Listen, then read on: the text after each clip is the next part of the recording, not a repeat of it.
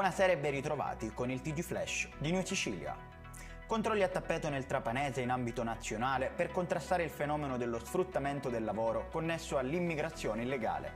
Sono state eseguite perquisizioni nei confronti di esercizi commerciali riconducibili allo sfruttamento della manodopera di cittadini extracomunitari.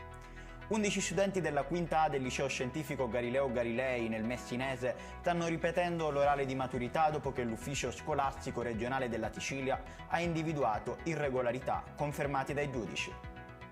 C'era uno strano andirivieni vicino alla scuola di Vittoria, motivo per cui la Polizia di Stato ha intensificato i controlli, individuando un pusher intento a spacciare marijuana. Al soggetto è stato vietato di stazionare nelle vicinanze degli istituti scolastici del comune di Vittoria per 2 anni. Un tifoso ha preso a pugno uno steward durante la partita di Serie B tra Palermo e Brescia. Il soggetto appartenente a un gruppo ultras locale è tornato al tornello insistendo per far entrare altre persone prive di valido biglietto di accesso.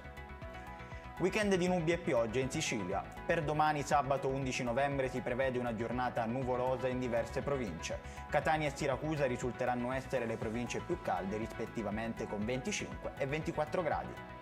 Ed è tutto per questa edizione, il prossimo appuntamento sarà domani alle 13:30.